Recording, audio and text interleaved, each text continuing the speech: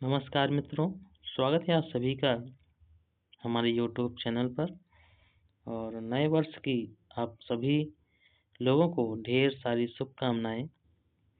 यह वीडियो आपके भौतिक विज्ञान से संबंधित है, जो कि सभी कॉम्पिटिटिव एग्जाम में पूछे जा चुके हैं यह प्रश्न। तो चलिए शुरू करते हैं आज की इस वीडियो की श्रृंखला को। तो पहला प्रश्न है आपका, न्यूटन का प्रथम गति नियम किससे संबंधित है? ए बल, बी संवेग, सी जड़त्व, डी कार्य। तो न्यूटन का गति का जो प्रथम नियम है आपका, यह जड़त्व के नियम को बताता है। एक का सी आपका राइट ऑप्शन है। न्यूटन ने अपने गति विषयक 3 नियम दिए थे, जिसमें से प्रथम नियम को हम जड़त्व का नियम भी कहते हैं। प्रश्न संख्या 2 पे चलते हैं। किसी वस्तु की स्थिर या समान गति में रहने की प्रवृत्ति कहलाती है। तो कोई वस्तु अपनी स्थिति में परिवर्तन का जब विरोध करती है तो वह क्या कहलाता है? न्यूटन ने बताया, जब कोई वस्तु अपनी गति या एक समान गति में रहने का प्रयास करती है तो उसे हम जड़त्व कहते हैं। 2 का बी आपका राइट ऑप्शन है। प्रश्न संख्या 3, जड़त्व का SI मात्रक क्या है? तो जड़त्व का कोई भी मात्रक नहीं होता है। आप लोग जान लीजिए, जड़त्व का कोई भी मात्रक नहीं होता, इसलिए 3 का डी आपका राइट ऑप्शन है।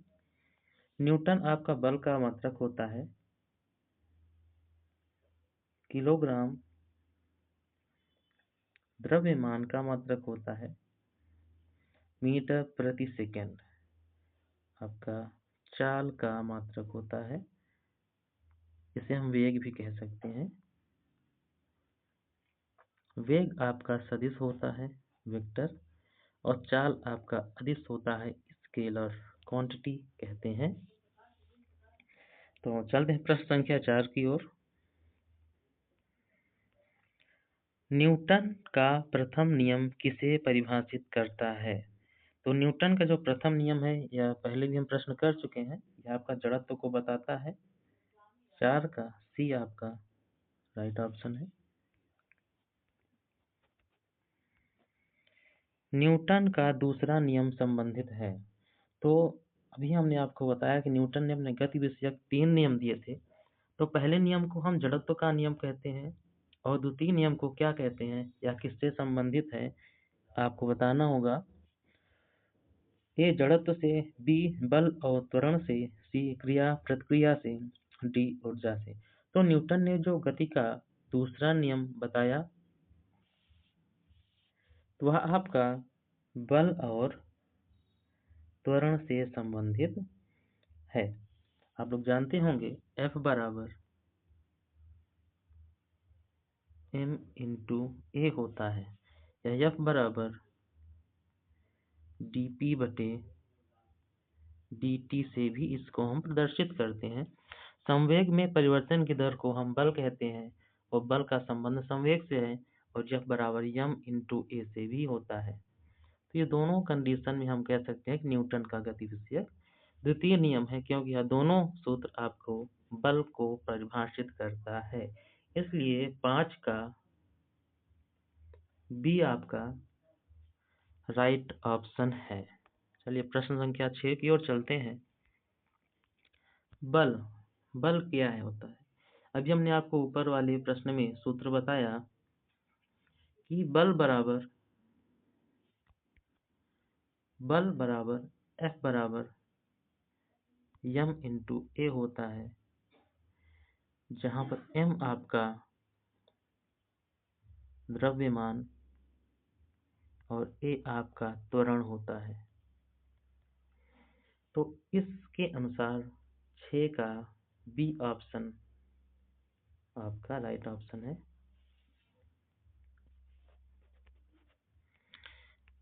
प्रश्न संख्या 7, बल का एसआई मात्रक क्या है? तो बल का एसआई मात्रक आपका जूल, वाट, न्यूटन, पास्कल। तो बल का एसआई मात्रक न्यूटन होता है। 7 का सी आपका राइट ऑप्शन है। जूल आपका कार्य का मात्रक होता है। वाट शक्ति का मात्रक होता है।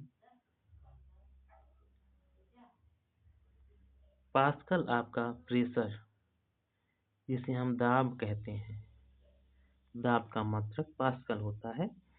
तो 7 का सी आपका राइट ऑप्शन है।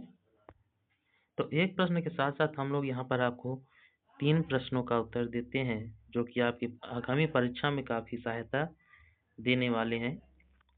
यदि द्रव्यमान दोगुना हो जाए और बल समान रहे तो त्वरण क्या होगा? तो जो सूत्र होता है आपका,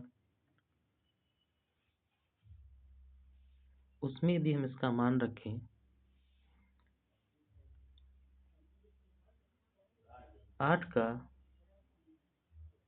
बी आपका राइट ऑप्शन होगा। यदि द्रव्यमान दोगुना हो जाए, सूत्र में रखने पर देखिए कि F बराबर m इंटू ए होता है। द्रव्यमान दोगुना कर देंगे, m का मान दोगुना हो गया और बल आपका समान है।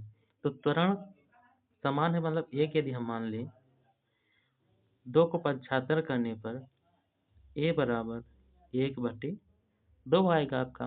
तो 1/2 कहिए या इसको आप आधा होगा, यह भी कह सकते हैं। तो 8 का बी आपका राइट ऑप्शन है। प्रश्न संख्या 9, न्यूटन का तीसरा नियम बताता है। अभी हमने आपको बताया न्यूटन का ने 3 नियम दिया। प्रथम नियम को हम जड़त्व का नियम कहते हैं। द्वितीय नियम को बल बराबर बल गुणते त्वरण से भी दर्शाते हैं, F बराबर m इंटू ए से। और प्रश्न संख्या 9 में आपसे पूछ रहा है कि न्यूटन का तीसरा नियम क्या बताता है। तो जो तीसरा नियम आपका न्यूटन ने बताया, यह क्रिया प्रतिक्रिया का होता है। प्रत्येक क्रिया की समान व विपरीत प्रतिक्रिया होती है। न्यूटन ने इस नियम को बताया। 9 का सी आपका राइट ऑप्शन है।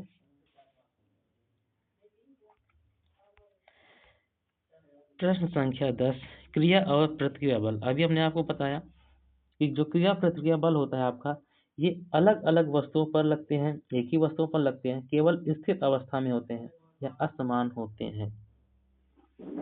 तो जो आपका क्रिया प्रतिक्रिया होती है, दोनों विपरीत या अलग अलग वस्तुओं पर जो है लगते हैं। जितना बल आप पृथ्वी पर लगाएंगे, उतना ही बल पृथ्वी द्वारा आपको प्राप्त होगा, तभी आप पृथ्वी पर चल पाते हैं। इस नियम के काफी ढेर सारे अनुप्रयोग हैं। बंदूक से गोली चलाने पर बंदूक पीछे क्यों हटती है?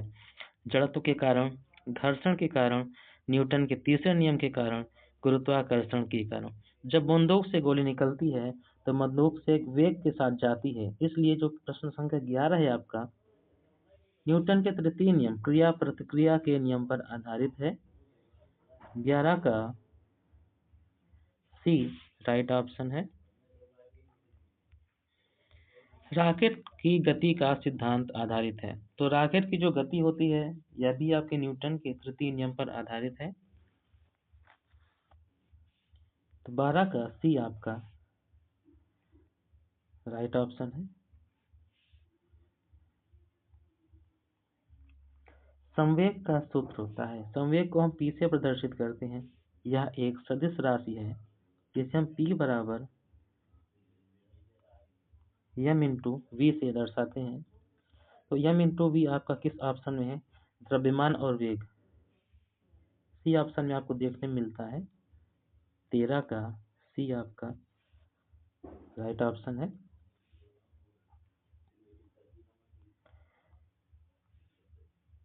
प्रश्न संख्या 14, संवेग का एसआई मात्रक।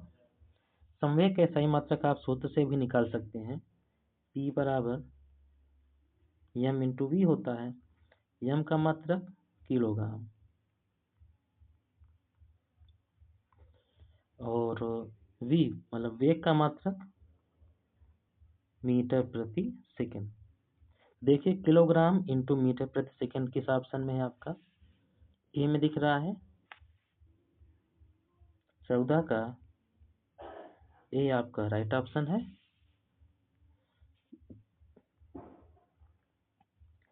संवेग संरक्षण का नियम किस पर आधारित है? तो संवेग संरक्षण का नियम प्रथम नियम, दूसरा नियम, तीसरा नियम या गुरुत्व का नियम? तो 15 का जो नियम है आपका तीसरे नियम पर आधारित है। संवेग संरक्षण का जो नियम होता है आपका तीसरे नियम पर आधारित होता है।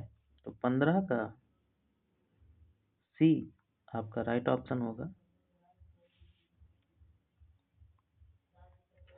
16 यदि किसी प्रणाली पर बाह्य बल शून्य हो तो ऊर्जा संरक्षित रहती है, संवेग संरक्षित रहता है, वेग बढ़ता है, त्वरण बढ़ता है। तो यदि किसी प्रणाली पर हम बाह्य बल शून्य हो तो वह संवेग संरक्षित नियम अर्थात कोई बल जिस पर कार्य नहीं करता है शून्य होता है तो वह संवेग संरक्षित रहता है उस चीज का। 16 का बी आपका राइट ऑप्शन है। प्रश्न संख्या 17 की ओर चलते हैं। बस के अचानक रुकने पर यात्री आगे की ओर झुकते हैं। यह उदाहरण है जड़त्व का, त्वरण का, बल का, कार्य का। तो जैसा कि आप जानते हैं यह जड़त्व का उदाहरण है। क्योंकि जब बस चलती है तो बस के चलने के साथ साथ आपका जो नीचे वाला भाग पैर से बस पे रहता है तो वो गतिशील रहता है, ऊपर वाला भाग आपके स्थायी अवस्था में होता है। तो इस कारण से आपको बस अचानक रुकती है तो यात्री आगे की ओर झुक जाता है, क्योंकि आगे की ओर का भाग उसका गतिमान नहीं होता है और पैर उसके बस के साथ जो है गतिमान रहते हैं। तो 17 का ए आपका राइट ऑप्शन है। प्रश्न संख्या 18 बल लगाने से वस्तु में क्या परिवर्तन हो सकता है? तो बल लगाने से वस्तु में हम आकार, वेग, दिशा या सभी चीजों में परिवर्तित कर सकते हैं। तो जब हम किसी वस्तु पर बल लगाते हैं, यदि आप गीली मिट्टी में बल लगाएं तो गीली मिट्टी का आकार आप गोला भी कर सकते हैं, आयताकार भी बना सकते हैं। तो इससे क्या निष्कर्ष निकलता है कि आप बल लगाने से वस्तु के आकार में परिवर्तन कर सकते हैं। दूसरा वेग, यदि हम हवा की गति में ही साइकिल अपनी चलाए तो उसका वेग बढ़ जाता है, आप लोग जानते होंगे। तो बल लगाने से हम किसी वस्तु के वेग में भी परिवर्तन कर सकते हैं, उसको हम ज्यादा भी कर सकते हैं वेग को और कम भी कर सकते हैं। बल लगाने से दिशा, बिल्कुल सही बात है। बल लगाने से हम भी किसी भी वस्तु की दिशा को परिवर्तित कर सकते हैं।